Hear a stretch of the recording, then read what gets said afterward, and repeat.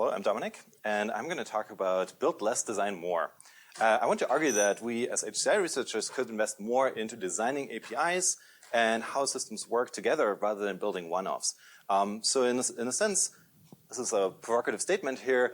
I think we can actually build more by thinking more about design and designing interfaces and how software works together. Okay, but first, I'll start a little bit with an introduction. You know my name already, and that I'm faculty at Carnegie Mellon University, where I co-direct the data interaction group, and I'm also a research manager at Apple, and in general, like building interactive tools for visualization and machine learning. I spent the last 3 days in Yosemite with some friends. So this was my bed for a night there on a lake. Really enjoyed that. So a little bit about the work that we've been doing at CMU. So the work that I'm going to present today is not just my own, right? It's like from a group of awesome people. And we've been working on interactive tools for data profiling, creating visualizations. I'm going to show Mosaic, which is a framework for building charts and coordinating them with backends. Visualization systems and languages like Vega and Altair. Who has heard of Vega? Okay, good. Half the room about. So I'll talk a little bit about that because it provides some context for what I'm talking about. Accessible visualization recommendation, scalable visualization, and also data tooling more broadly.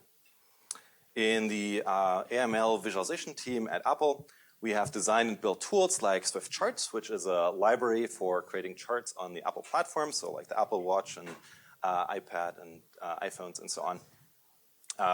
We've been making sure that everything that comes out of this charting framework is accessible by default. We've also worked on the Apple Foundation models, embedding visualizations, and also in general have really awesome interns like Michelle, who was working with us on AI policies. We also just had a paper at Kai on data augmentation for AI, and also have done, besides tooling for machine learning, also worked on external visualization articles, like an article on cycle length variability. So there's this study of this app where people can log information about their cycles, and we created an article together with Harvard where people can explore this data set. I'd recommend that as just browsing through it. Anyway, again, lots of people involved here that I want to acknowledge. Today, I'm trying something new. This is the first time I'm giving this talk. And I'm trying to make a little bit of an argument here that I think we can accelerate the science of human-computer interaction research. And so this talk is maybe a bit of there might be some spicy takes in here. So I invite you to disagree and debate with me. I'm going to gloss over some details, but for the sake of argument, so please bear with me here. But I think we get to a point of maybe thinking of how we can accelerate human-computer interaction research. So first, let's start thinking about human-computer interaction research as a science. And really, in the strictest word of the words here, science means we're creating some hypothesis, designing an experiment for that hypothesis, and then evaluating that hypothesis, do the experiment, which then either validates that or maybe isn't conclusive enough yet.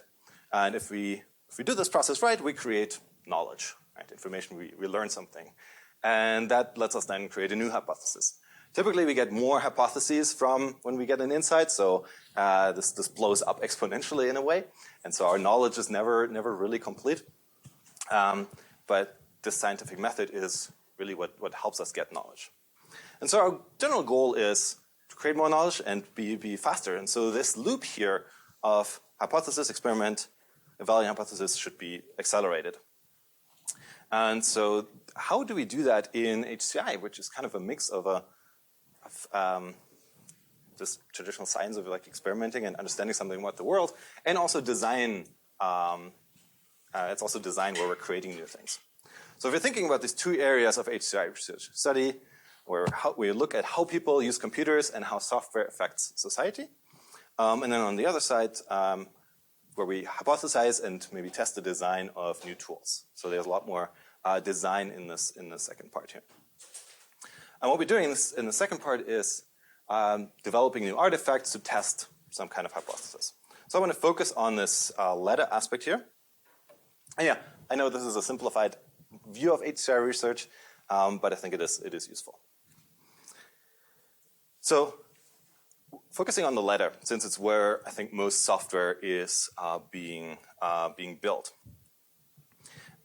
This is really where the majority of, you might call it, tool-driven HCI research sits. And here we build software that we maybe built to create, to test a hypothesis.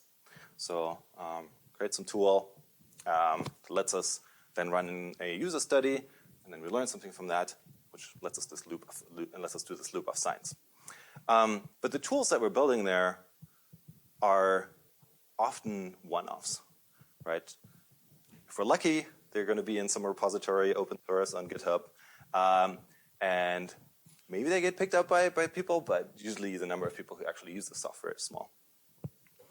And then on the other hand, we have foundations and frameworks, where we're building software that composes, that lets us build more tools and maybe do that faster. And so I want to argue in this talk that we should be thinking more about how we can push more towards foundations and frameworks, even in the one-offs we're building for doing an experiment, because I think it will pay off in the long run for all of us to do faster science. And the way, and so this framework research is itself, I think, also a scientific endeavor in that it tests hypotheses about how tools can be built. Still a strong design exercise, but also science.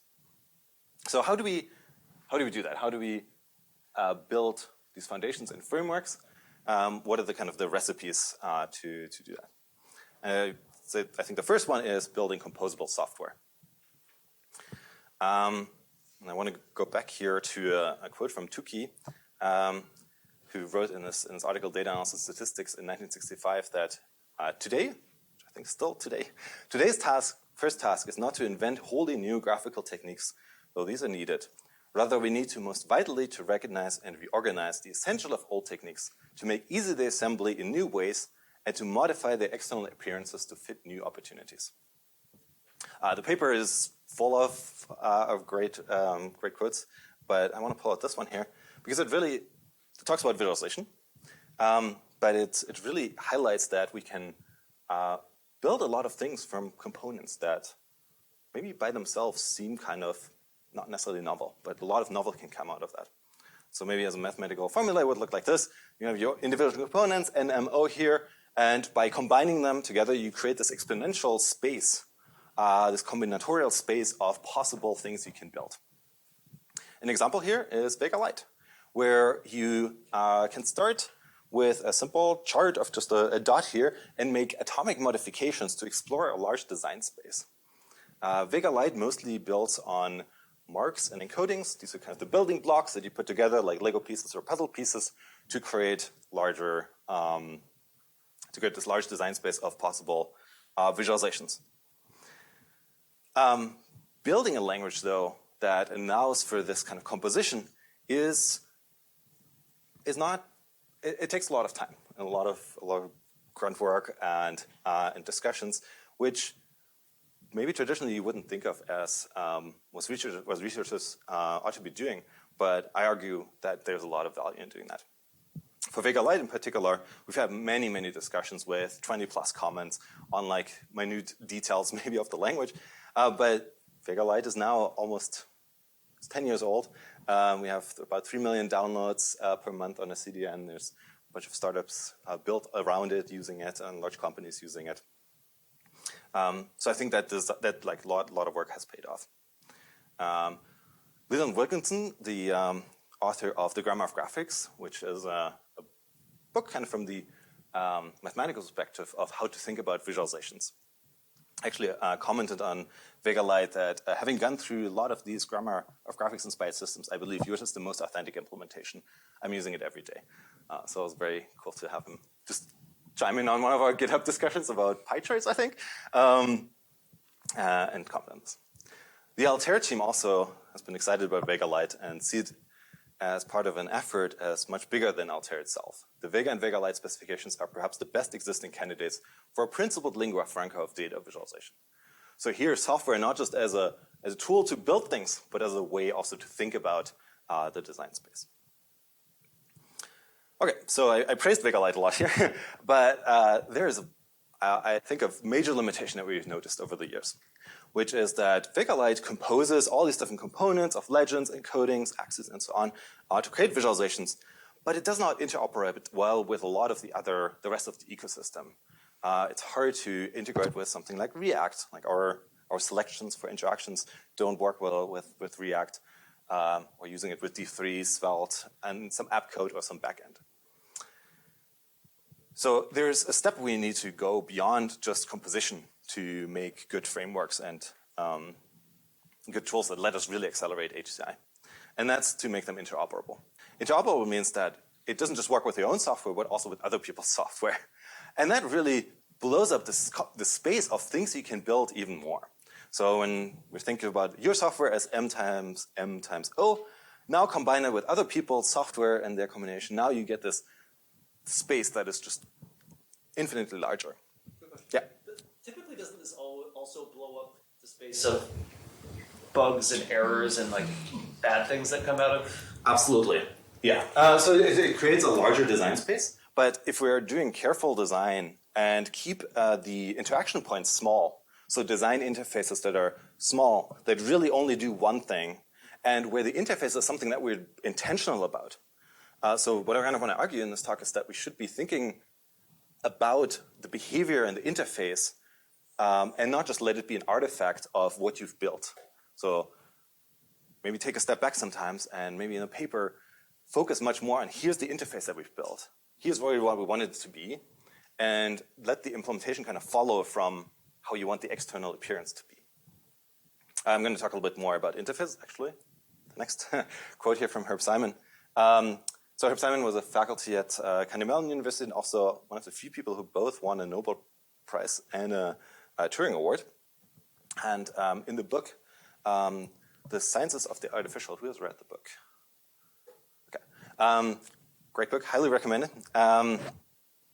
He writes about basically how you can think of computer science, maybe in a way, as a science.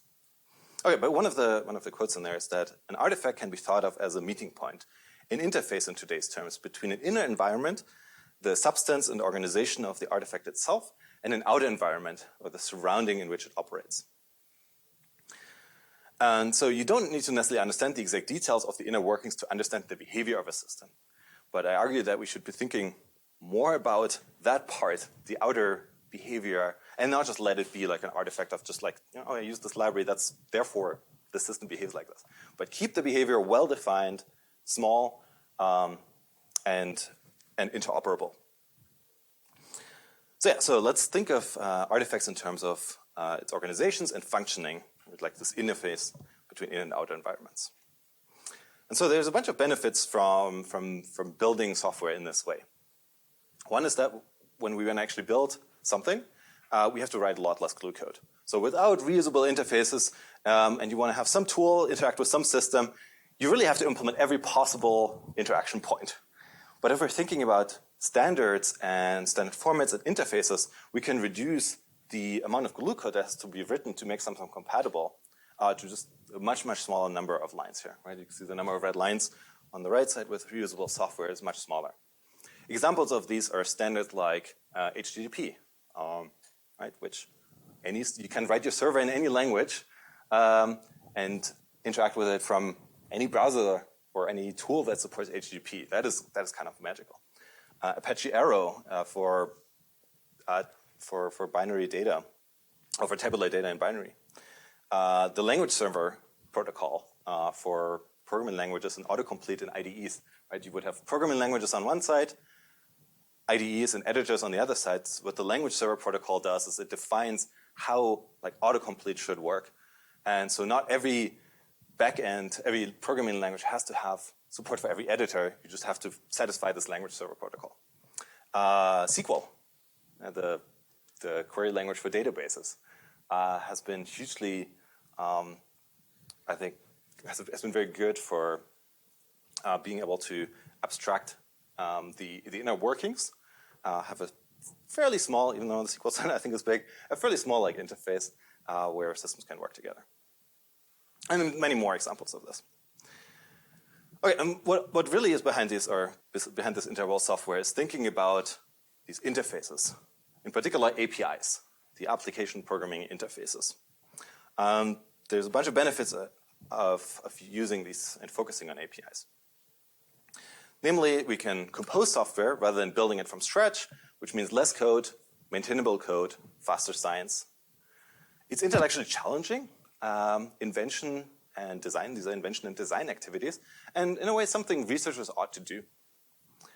And maybe, there's a question mark at the end here, with LLMs getting better, being precise about what behavior interfaces you want becomes maybe all that's needed to develop software, because you don't have to write the code anymore. Still a bit of a question mark here. So it's a hypothesis. But for instance, Vega Lite is already used by a lot of LLMs, so there's definitely value of specifications here. So my call is to design more interoperable software formats and standards, and papers should maybe focus on designing APIs and not implementations. And that maybe means to dedicate more space in papers on the design and not just defining APIs post hoc. And we have some great examples of this. For instance, in the accessibility community, it's not even about software, it's about standards here. The Web Accessibility Standard, WCAG, was influenced by the accessibility research community, and many say this is the most influential thing the research community has done. Or there's a paper from Michael and others here that called out Vega and Vega and D3 as software examples that are compatible. Okay, so that's my argument. And I'm going to show you a couple examples of interoperable visualization systems in particular. So it's going to be a whirlwind tour, starting with AnyWidget, which is a tool for making any JavaScript library into a Python widget. Then I'm going to show Mosaic for linking databases and interactive views, and how it enabled us to build two tools, namely Embedding Atlas and Texture. Embedding Atlas itself is actually a library of components that you might compose in your next data tool. And then lastly, Data Navigator, a format for accessible data navigation. But before I go there, questions about this part so far? Again, you can say, I want to talk about this later at the end of the talk. Mm-hmm. As a researcher, you face a trade-off whereby you're producing a sort of a proof of concept of an idea, right? And being able to make it embeddable, composable, etc., is probably easily a doubling of the time commitment to essentially, even if you're doing it from the ground up. And if we're being honest, it's rare that research projects become taken up by other outside of you. I'd love it to be that this happens more often, but it seems in some ways, with the exceptions of, like, I think your group, Jeff's group, and so on, do it really well. So I'm trying to learn here, because I feel like, in some sense, I feel like a lot of researchers have picked this sort of adaptive best path, which is don't do that because it's such a rare event that you can always get there if people start. Yeah. If it solves a useful problem, then you can find a way to make it more composable. Right. But I'm worried that if we are always doing this, then we're sort of losing our ability to vision things that are out a little bit more ambitiously in ways because then we're going to take 3 times the time to actually. Or maybe not as nimble, and then we're not accelerating at the end of the day. Yeah. Right. Yeah, I think that's kind of the stress here between what I'm saying and like what it could be. I think we can maybe not spend twice as much time, but a little bit more, and then also purely invest in frameworks and tools to really reduce the time that for the individual researchers who are working on these experiments, to reduce the time that's necessary to do that extra. And I think one good example is actually AnyWidget, which is work I didn't do at all. So this is, I think it's a great example. So this is by Trevor Muntz et al. And what they did was build a specification to building JavaScript widgets. I'm going to get back to your point after this. Building JavaScript widgets primarily for Python notebooks. So what they wanted to address was this problem of you have Jupyter notebooks, which are just use Jupyter notebooks. Okay, almost had one. right? It's usually popular. What they do is they communicate with some kernel where the computation runs. And there's different versions of the front ends and different versions of the back ends, but let's focus on the JavaScript and the Python version here. And what really lets us communicate with these two are Jupyter widgets. But there's a very tight coupling with many platforms where different platforms actually have their own implementations of these widgets. And so if you want to make a widget, you have to first know JavaScript and Python. You have to package both of those. And if you then want to make it compatible with any of these front ends, you end up having to learn Node and Yarn and Webpack and Babel and packagers and packaging. And you have to ship these kind of puzzle pieces that fit with all the different front ends. And so one insight here was, well, this also repeats if you have another thing and they might not even be compatible. So they don't then work. And this resulted in lots of bugs. These are some slides from Trevor here, who worked in a group with lots of biologists where this came up. So the solution was a specification. And that is what AnyWidget is. It is using standard ES modules. So ES is ECMAScript, which is the standard that sits behind JavaScript. So you might not have heard of ECMAScript, but probably of JavaScript. Kind of the same thing. And what the standard defines here is just a language or kind of interface of what you have to write. And then it exposes an interface that can be made compatible through an adapter with these different front ends. So what that looks like is that there's this AnyWidget adapter. And now what you have to do is to write a widget is just satisfy the AnyWidget protocol. And because this triangle now fits into the adapter up there, it works with all the different front ends. And the cool thing is this can even work without having to learn all these build tools. So it gets much, much faster to go from prototype to production. And so widgets, I think, are maybe a way to package some of the research that we've done into ways where then people can use it in their Jupyter notebooks. And the overhead, I think, is actually fairly minimal to do that. Just show you a quick example. So this is just a Jupyter notebook where I'm loading the AnyWidget library. And what you can actually do is write code just in line here. You don't have to understand the details, but just to see how little code it is to create a widget that lets you communicate between a front end and a back end here to create a counter. And you can even go back out of this again, where you can get the value from the front end in the Python kernel here. So here you have the value 11, and if you increase this and run this again, you get the updated value. The cool thing is this is just a little bit of code. So because this is so small, people have been raging about it, and the adoption has been impressive. So AnyWidget came out in January 2023, and you can see in this chart here of what people use to create widgets, that it basically overnight everybody made their widgets with AnyWidget, or even ported alt widgets to AnyWidget. So it's hugely successful here. In fact, there's now actually front ends that directly support the AnyWidget protocol or the specification. Okay, it's actually going to come up again because we used AnyWidget for these other tools. So next, I want to talk about Mosaic, which is work that I've been doing with Jeff Hare at the University of Washington and others. So what Mosaic is it's a framework for interoperable visualizations and views with databases. And it lets you build visualizations and frontends. You might ask, well, why yet another visualization toolkit? We already have Prefuse, Protoviz, Vega, and D3. And our goals were to go beyond what a lot of these tools supported. Namely, that we wanted to have more flexibility, interoperability, and also scalability. So scaling to large data sets by leveraging more modern analytical databases, optimizing locally when the marks and the semantics are known, and also optimizing across views and interaction cycles. We wanted to have a more flexible and interoperable deployment where we can apply optimizations automatically, link components across different libraries and even programming languages, and also deploy across notebooks, local servers, and the web. And so our answer to these challenges is Mosaic, which sits between visualization clients, which are things like charts and dropdowns and so on, and backing database. And what it allows you to do is build things like this. This is a dashboard of the Gaia star catalog. So Gaia is a telescope that flies around the Earth. It's in orbit, and it records objects in the sky.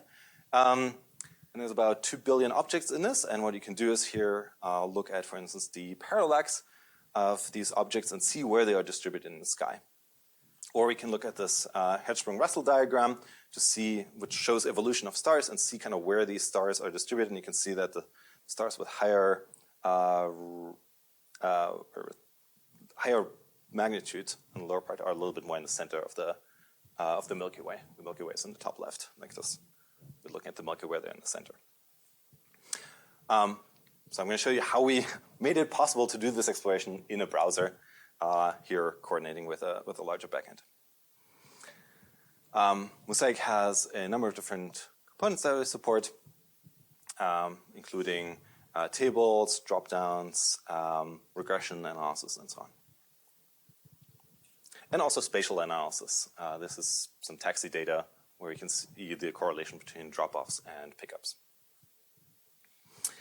So a Mosaic application consists, this is the general Mosaic architecture, it consists of many clients that communicate their needs through the coordinator. So they send a query there, and the coordinator then sends a SQL query to a data source, like a backing database.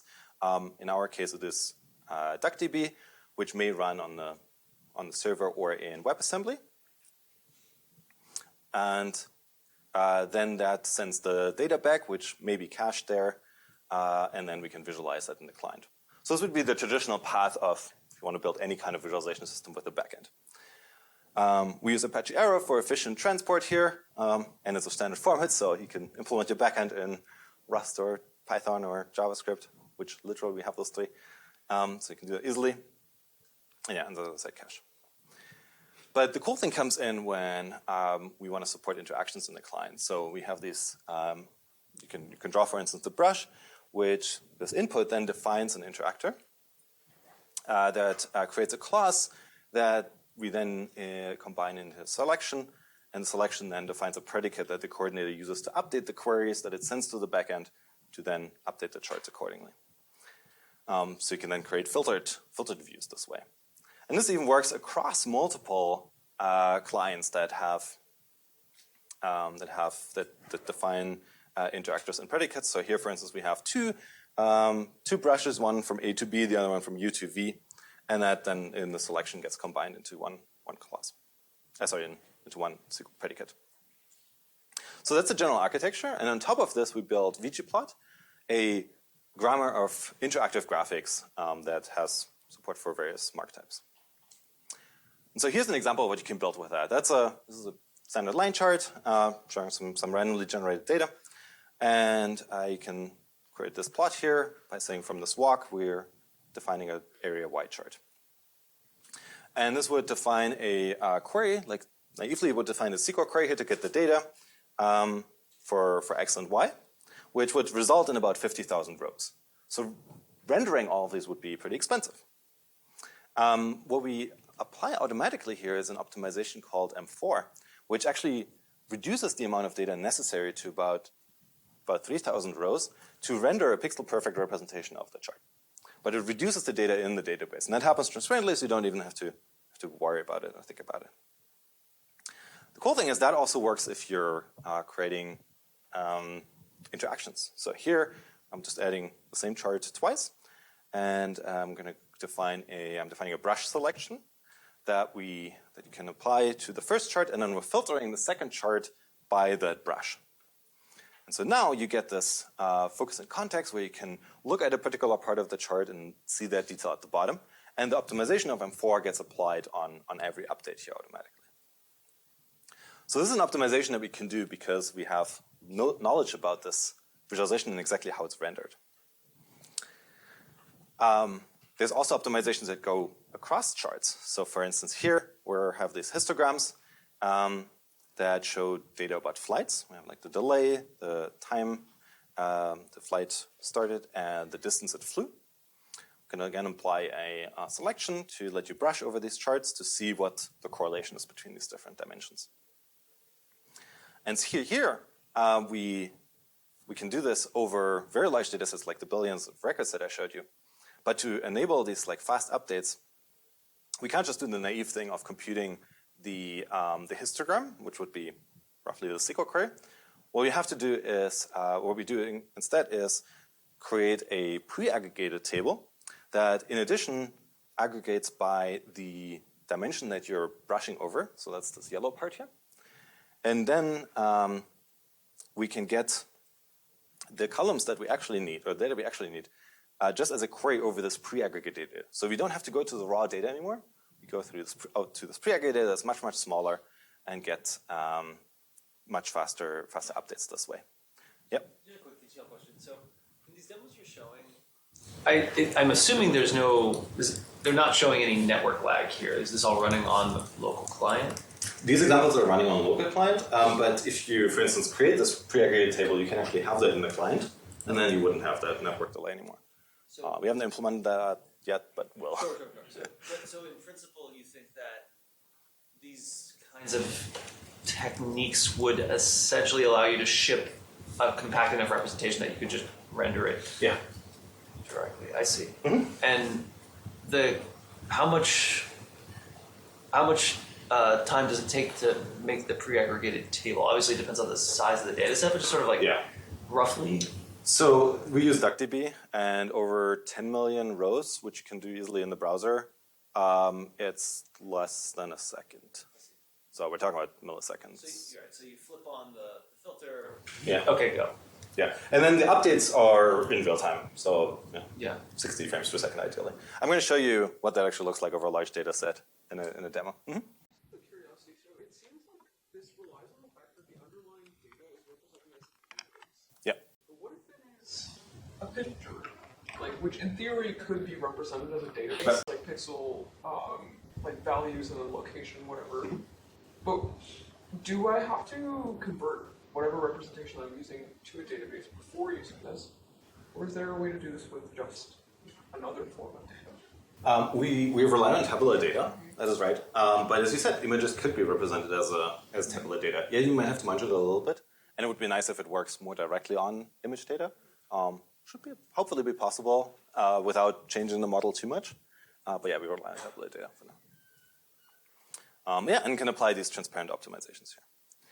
And it works pretty well over a variety of charts, like bar charts, line charts, histograms, area charts, densities, and hexbins, and so on. For the initial, and most of the benefit actually comes from just DuckDB being awesome, and some of these local optimizations. For this pre-rendering, so back to Michael's question here, are the runtimes of how long that roughly takes. So we're talking about for 100 million points, less than a second. If we're getting to the billions of points, then it takes a little bit longer. But it also depends on kind of your server that you have. Also, we're talking now about terabytes of data, so most people don't have that, turns out. The interactive updates basically stay below 0.1 seconds, so really fast, almost irrespective of the scale of the data. And if you weren't doing these optimizations, you would see the line that Vega Fusion shows here, which just goes up in exponential, which actually also uses efficient backends, but it just doesn't use these tricks. And so with that, we built Mosaic, where you can build these called dashboards, but you can actually embed them into also other environments like notebooks, and this is where it's like AnyWidget come in. So actually, I built this in an afternoon, made Mosaic work with AnyWidget, or made it work in Jupyter using AnyWidget. So I think it's very valuable to have these kinds of tools. There's some more work we're doing on integrating it with languages like Vega Lite and D3, but here's just a demo. Here's Vega Lite mediated by Mosaic to work with VGplot, so you can use different front ends. And this is this interoperability that I was pointing out earlier, which I think is very valuable. And coming soon, there's a Python API. Hopefully, that will release soon. Okay, and so variety of charts you can make, or variety of frontends you can build with Mosaic. And I'm going to jump over this right now. But it's all open source on GitHub. And I'm going to show you one of the tools we've built actually at Apple on top of Mosaic called Embedding Atlas. And this is work with Donghao, Halden, Fred, and others at Apple. And it's also open source and papers online. So what we found was, when working with teams, is that many analysis require similar components. So if you're looking at a data set comparison, which areas are maybe not covered, or you're looking at comments or literature overviews, we're doing some image analysis, working on safety policies, find that a lot of these require similar components of tables, some kind of embedding view to get an understanding, and charts. And so rather than building in every of these cases, building things from scratch, we thought, well, can we unify this and build a table component, embedding view component, charts, and let you kind of build a tool that is generic enough to adapt to these different analyses. And that's where Embedding Atlas comes in, where we work on the foundation of Mosaic and DuckDB. We have these reusable components, can build analytic tools, which are then embedded into Jupyter Notebooks, Streamlit, your own data apps, and so on. Well, I just talked to this. So the components that we built are, one, a virtualized tables where you can scroll and jump across large data sets. It's called a virtualized table because it's not actually rendering every single row. It's only rendering what you see at the moment. And that's why you can scroll here through hundreds of thousands of rows. We have this embedding view where you can easily zoom to different areas, and also compute a density that gets computed live as you, I think we can color, but then we can also compute a density over these different areas to see which areas are maybe covered by different parts of the data sets. And all of these together come together in this tool called Embedding Atlas. And I'm actually going to show you this in another Jupyter notebook. So what I did was here is just load a data set. This is a data set about wines, and load it in this tool called Embedding Atlas. I'm actually just going to open this in a little slide trick here, just a little bit bigger. Same tool though, where we have this data set about wines, and you can quickly zoom into any area here, compute a density, and see what areas are particular wines are. We actually just use the description and then do a TF IDF to generate these labels. We have quick filters on the side here. You can look at, okay, only the US ones, or filter on like where this data is, and you can see like how quickly all of this updates. So really this like real-time aspect is very important. But when we're in this Jupyter widget, so I just did the same things here. We made it interoperable. So you can select, for instance, a range of the data here, and then below, just take this selection and now have the data that I just selected, and can then use it for downstream analysis. A lot of that just kind of happened with using Jupyter or using AnyWidget, and then taking out the Mosaic selection. But this really makes it not just composable but interoperable, right? Because now I can use my other Python downstream tools that I already love and use with this. Or get another widget that somebody else maybe creates, right? Like this table, maybe somebody comes up with a better version of this table, which then could work with this tool. All right, so that I think is an example of how we can build interoperable software.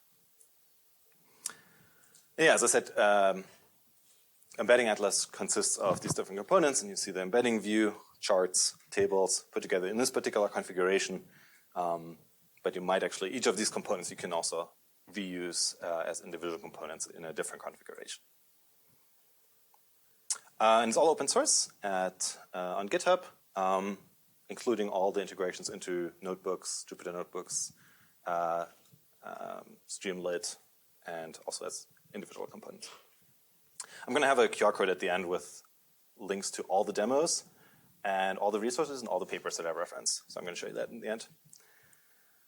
All right, we have about another 50 minutes. Okay. So next up, I'm going to show you texture. As I said, it's going to be a whirlwind tour, which is work I've been doing with Will Apperson and Adam Perrer at CMU. And Will is graduating next month.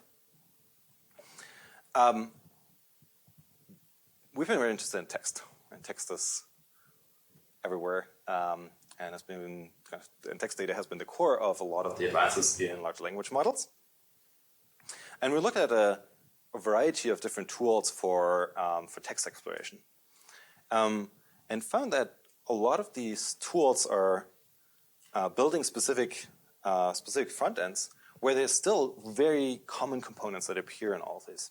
And so, similarly, if you go back to this analysis, like 2 of the tasks that I actually pointed out were text analysis tasks that, again, reuse these 3 components of tables or instance views, embedding views, and charts. But now we're showing them in a slightly different configuration to make them really work for text analysis. But there was one ingredient missing, which was that if we're looking at, for instance, this text abstract corpus here, it doesn't just have columns like numeric columns, like the number of citations here, which we can draw in a histogram, or a categorical value like the conference, which you could just draw in a bar chart. But we also have these text columns. And if you just throw them into a traditional data profiling tool, you basically have the problem that you have a cardinality of n. Like every instance is different, and they're very long, and it's hard to kind of make sense of them. So what you have to do is derive some information from them. For instance, from the titles you might, or from the abstract, you might derive the words. But now it's not just a single value for each instance. Right? Each document doesn't have just one word, but a set of words. So now we have to create essentially another table that's joined with the original table to do the support filtering over this. And so that's the component we had to add to make data profiling work for text tools, or for text data sets. Another example might be a derived topic, which is maybe of lower cardinality, but also multiple values per document. And so using that, we created texture. I guess a screenshot where we, so what I was going to show you was texture which has, like this, which also has similar components to what you've seen in Embedding Atlas, where we have an embedding view. Now it's a much smaller one. We have charts to explore different dimensions of this data set, including these joint dimensions, and then an instance view. And the cool thing is they're all cross-linked. So if you click on one of the words, it immediately highlights it, it filters it, and highlights the word in the instance view on the right here. And so using these like fairly standard components put together, we were able to show that we can solve a lot of the problems in text analysis on a variety of tasks, ranging from paper corpus exploration to topic analysis in political social media, and also prompt comparisons.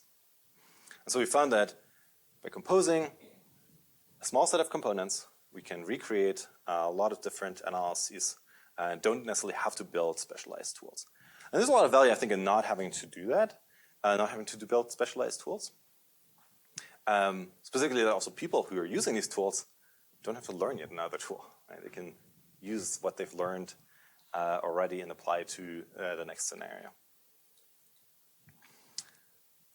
Okay. All right. Last, data navigator. Shift away from data analysis and text analysis to accessibility. So I sent this Slack message to my student Frank Adlavsky, who so I was working on a paper, and we had these great visualizations that were fairly complex, and I was trying to say, hey, how do I write an alt text, like an alternative text for this, so that somebody who uses a screen reader can understand this? And basically the answer is you cannot. Like the alt text for this that really sufficiently describes this would be way, way too long. So what you need instead is some way for somebody who uses a screen reader to be able to navigate over this data or this visualization here, and pick out the aspects that they're interested in, so being able to navigate. So this is a bar chart, and how would we make this navigable? Well, we would need to add some kind of structure on top of this. So here, as the structure represented, we need inputs to be able to navigate from one element to another, and outputs to render the accessible outputs. And this is where all of these come together in Data Navigator. What it does is it adds an accessible structure, input, and rendering to various data representations, ranging from charts to diagrams, and maybe in the future even documents and others. So what this accessible structure is, it's a graph structure that we've created, which is just nodes and edges. And what we found was that a graph structure is the most flexible structure that we need to be able to create a bunch of different navigation patterns that exist in data representation. So for instance, you can create a table, you can represent a table as a graph of nodes that are in this two-dimensional structure. Or lists as just a single one-dimensional line of nodes. Or hierarchies, again, as a way to represent data that's maybe hierarchical. Nodes can be virtually anything, so it might be the nodes of a network graph, or the nodes in a diagram, or the states in a map representation. So imagine you have a map, and each of the states becomes a node. The edges are whether the states are neighboring or not. And now we can represent how somebody might want to explore this data set. These edges are how navigation is established, so they're facilitating the relationships and how somebody might navigate over them. So for instance, from a node, we might be able to go to the right, or to the left, or to the legend, or back to an access to somewhere else. So that's the first component we need, the structure. Then we need to define how do you navigate, and that's where the input comes in. So for instance, do you press the left arrow on a keyboard, or do you use some other input system, or the user says like move left. So there's different ways in which you might want to support navigating over this graph, and what the right input format is really depends on the user. Somebody might be comfortable using a keyboard. Somebody else might want to use like their voice. But these should be independent. And so to make them independent, we really wanted to disentangle inputs from structure. Here's an example, for instance, in a graph, in a chart. It's like a stacked bar chart. And typically, the way navigation was supported in these charts was using mouse. We can maybe navigate over a point with your mouse to see the exact data. And we can still support that, but we can also support maybe using your camera. So we actually have a demo where you can just use a model to recognize your finger gesture, and you can then navigate from there to the left, or you might say the word left. Or you might use a banana that has like some electrodes attached to it, and you can tap the banana, and then you can navigate through the graph. So really the inputs are super, super flexible. And last thing we wanted to decouple was the rendering. So we wanted to support any kind of, or some graphic that's in the backend, and added this overlay on top of it that sits in the HTML layer. The backend might be any kind of graphic. So it can be an SVG that has actually semantic information, or it might be just an image that doesn't have any semantic information. So then you can still add this data navigation in the Navigator overlay to support navigation over this data. All right, I'm going to show you a demo of this. So this is the Data Navigator website. And here's the bar chart that we've seen before. And I could usually, maybe traditionally, you would just be able to navigate over this using your mouse. What we can do here is,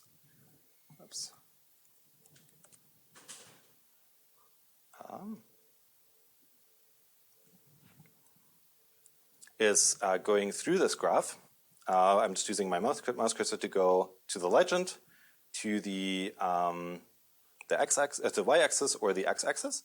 But I can also go, and I can go back and forth between these, but you can also go into them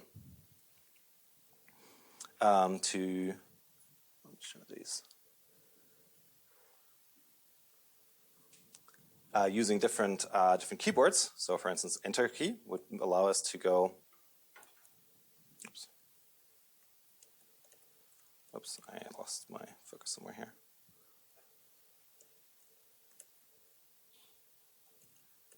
Oh, so the Enter key, so I just went from the legend into the first series here, so the blue series. I can go down to the second series, or I can go also into the series, and now I can navigate between the individual items. And I do all of this with just the keyboard. I can then also go back up again.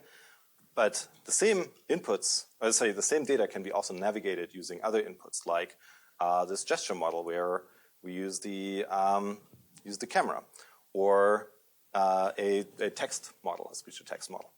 And so by decoupling the different components, the different aspects of navigating over data, so in decoupling the structure, the input, and the rendering, we're able to support very broad navigation patterns and actually be able to recreate various different navigation structures. Yeah, question? So it seems like there is some explicit sequential ordering of the things that are viewed, like the components of the graphic. How do you, as in like the title was viewed, and then it's the legend, and then it's the y-axis, and then it's the x-axis. But what if you want, I guess my first question is does this graph structure allow the user to decide that ordering?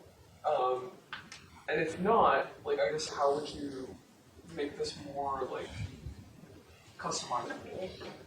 Yeah, customization is actually paper we just submitted, but here it's mostly on the developer, I guess. So think of Data Navigator as a low-level framework to build out different navigation structures.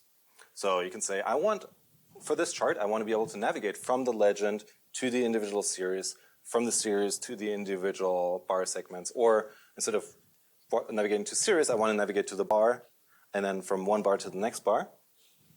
So these are different navigation paths, which are expressed as this graph, and then different keyboard or different inputs let you navigate over a different type of edge. So ideally, as a developer, you would define a flexible navigation paths, and then let the user follow the path that they want to follow. So you should define enough of them.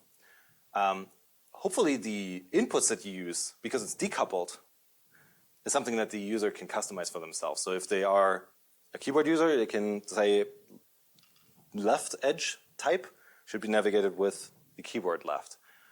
Somebody else says maybe I want to use my voice, or somebody else says they want to touch banana. So those should be decoupled. But the structure is hopefully something that's stable enough where it doesn't need to be customized per person. But hopefully in the future we can maybe let people even customize that. Yeah. Yep. I had a question about the Data Navigator as well. So I was wondering if this could be applied to screen readers or generally scanning through a document, or I still remember that tabbing through the UI gets tedious and difficult sometimes, but is there a similar framework already there, or is it something that this framework that you developed would also help? So we built it for screen reader users, so you can use it with a screen reader as well. It actually is very efficient for screen readers in that it only creates the elements that the screen reader goes over in a kind of lazy fashion, where if you have a large graph, it only creates what's really needed at the moment, and that makes it very efficient, reduces just the overhead. So yeah, it is designed for screen readers. And it works. My question was also about what is previously done in the screen reader space. How do they have this kind of extensible framework already, or do they don't?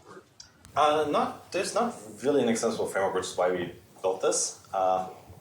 And really as a substrate to maybe build other experience on top of. In the future, we hope maybe something like Data Navigator could be integrated as a standard into the web standards, so that in all browsers just support it out of the box, and it is something that's in the in like HTML, like just built in.